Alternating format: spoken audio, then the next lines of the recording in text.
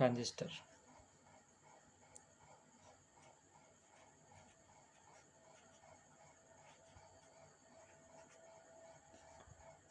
आपने पढ़ा होगा ट्रांजिस्टर क्या होता है।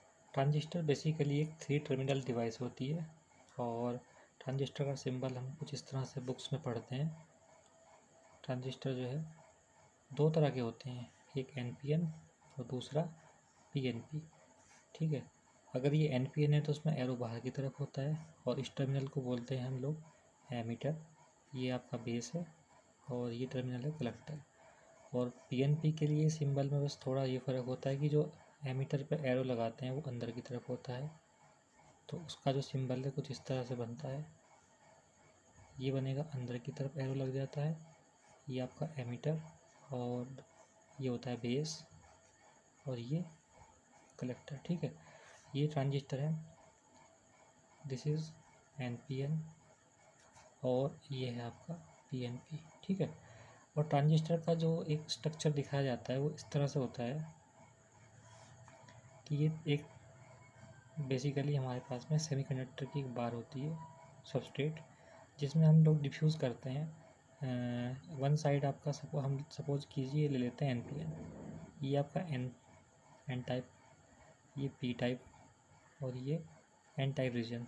तो इसमें हम एक इम्प्योरिटी जो बाहर से डिफ्यूज़ करते हैं उस जिससे ये आपका N टाइप, ये P टाइप और ये N टाइप, तो ये बन गई NPN। अब ट्रांजिस्टर को हम BJT क्यों बोलते हैं, क्योंकि इसमें 2 जंक्शन होते हैं। ठीक है, ये तो NPN के लिए सेम ऐसा ही स्ट्रक्चर होता है PNP का भी।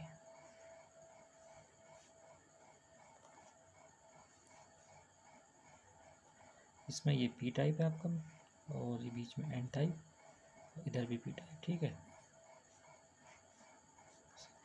अब इसको हम बोलते हैं BJT को ट्रांजिस्टर क्यों बोलते हैं, बाई जंक्शन ट्रांजिस्टर, क्योंकि इसमें 2 जंक्शन होते हैं।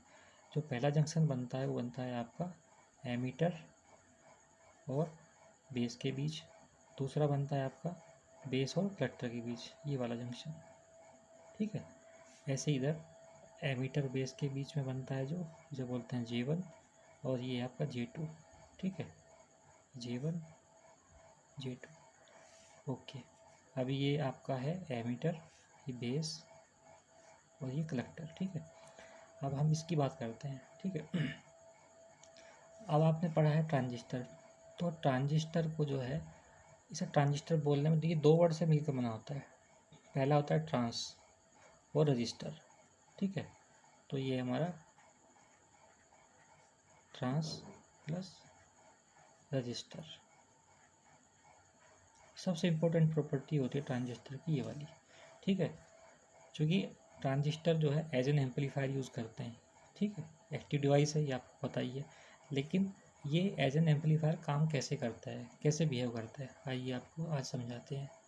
आपने देखा है कि जो जंक्शन होता है J1 और ये J2, तो जब ये एज एन एम्पलीफायर बिहेव करता है ट्रांजिस्टर, तो आप सबको पता होगा कि जंक्शन J1 ये वाला, ये होना चाहिए आपका फॉरवर्ड बायस में।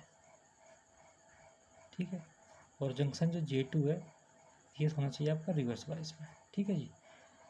अच्छा, जब ये पूरा PN जंक्शन है और आपको पता है जब जंक्शन फॉरवर्ड बायस में होता है तो उसका जो रेजिस्टेंस होता है वो कम होता है, अप्रोक्सीमेटली 50 ओम। ठीक है, 50 ओम।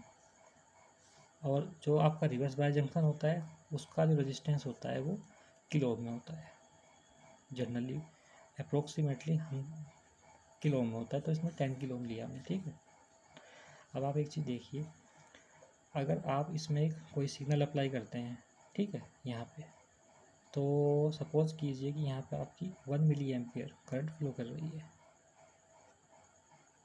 1 मिली एम्पियर। ठीक है, अब उसका कुछ पोर्शन सपोज 2% मान लीजिए चला गया आपके बेस में चला गया। ठीक है, यहाँ से, और बाकी जो बचा आपका 98% वो चला जाता है आपका एज ए कलेक्टर करंट, ये आपकी है एमीटर करंट। ठीक है, ये आई भी है। अब आप एक चीज़ देखिए, जब ये 1 मिली एम्पियर करंट आपकी फ्लो करती है, ठीक है, 50 ओम रेजिस्टेंस के थ्रू, तो जो इनपुट वोल्टेज होगा वो कितना होगा आपका 50 ohm into 1 milli ampere, 1 into 10 की पावर, हमने इसको बदल दिया एम्पियर में, -3, तो इजिकल टू बन जाएगा 0.05 वोल्ट, ये आपका इनपुट वोल्टेज। और जो आउटपुट वोल्टेज होगा आपका V2 जिसको मैंने लिया, आउटपुट पे जो मैं ड्रॉप मिलेगा V2, तो आउटपुट रेजिस्टेंस कितना है 10 किलो ओम, ठीक है। तो इसको हमने ओम में कन्वर्ट कर दिया, 10 इंटू 10⁻³ और मल्टीप्लाइड बाई 1 इंटू 10⁻³ तो इजिकल टू कितना हो जाएगा, इससे कैंसिल हो गया, तो 10 × 10, तो ये हो गया आपका 10 वोल्ट। ओके, तो आप देख रहे होंगे आउटपुट पे जो वोल्टेज है वो है 10 वोल्ट, इनपुट पर वोल्टेज कितनी अप्लाई की आपने 0.5 वोल्ट। अब आप एक चीज़ नोटिस कीजिए कि आउटपुट पे 10 वोल्ट, ठीक है, इनपुट पे आपका 0.5 वोल्ट, तो ये क्या हुआ, एम्पलीफाई हुआ सिग्नल आपका, ठीक है। आपने क्या किया, एक 50 मिली वोल्ट के सिग्नल को एम्पलीफाई करके 10 वोल्ट में कन्वर्ट कर दिया, ठीक है, ठीक है। और ये हुआ क्यों, क्योंकि आपका जो इनपुट जंक्शन था J1 उसका रेजिस्टेंस होता है कम जब फॉरवर्ड बायस में है, आउटपुट जो जंक्शन है J2 उसका रेजिस्टेंस होता है ज़्यादा जो कि वो रिवर्स बायस में, ठीक है। तो इसे बोलते हैं ट्रांसफ़र ऑफ रेजिस्टेंस। इसी प्रॉपर्टी के कारण जो है ट्रांजिस्टर जो है एज एन एम्पलीफायर बिहेव करता है। ओके, ठीक है, ओके दोस्तों।